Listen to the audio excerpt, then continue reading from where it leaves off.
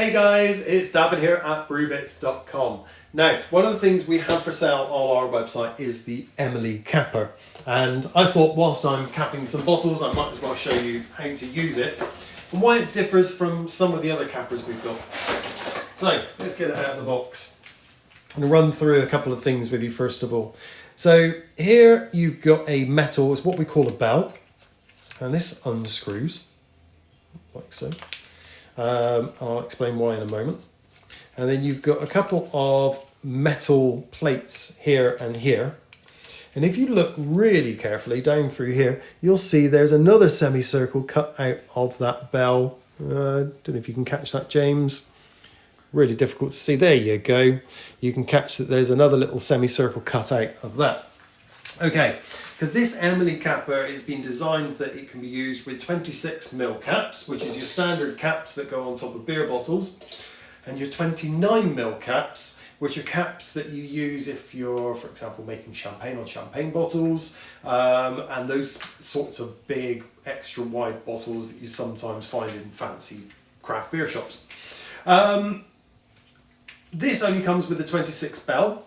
But if you do want to do the bigger crown caps, you'll need to pop on to Ferrari's website, it's in Italy, and basically buy yourself a bell for the capper, the 29mm, and then you need to get a screwdriver in there, pop it up, and you can then slide it out and then turn it around and pop back in. But anyway, that's why it's a little bit more expensive, does a few other things.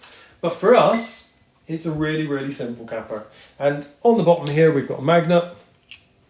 And it will hold the crown cap quite happily, but I don't like to do that. I like to put the crown cap onto the bottle, locate it down, and with a simple movement, it can be a little bit tricky, this one, because it does like to roll around a bit.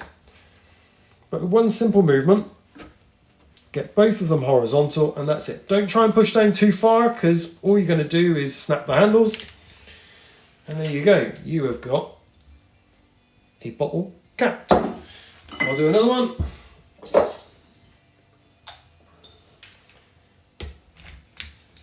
Nice and easy. Oh, even I lost that one there. There we go. And it's capped. As I say, they can be a little bit tricky to use. I'm doing it on a funny little angle to show you. Once you get used to doing it literally in front of you, it becomes a lot easier. So whilst I'm thinking about it, there are a couple of limitations for this type of capper, and it's due to the bottles that you get. So for example, if you look at this bottle here that we're using, the capper grabs hold of this flange of glass here and will pull the bell cap down onto the cap and push it into place. If you're in a factory, you don't have this thing pulling on the bottom to hold the cap in place. You just literally have something to push the cap down really hard, crimp it in place, and it's done. So if you look at this San Miguel bottle, there's very little flange here.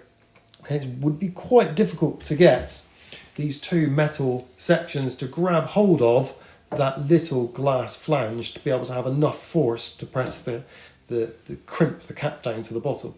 So just bear in mind that sometimes if you're reusing old beer bottles and you're capping them, there might be sometimes that this capper might not be able to do it quite as good a job as you'd hope.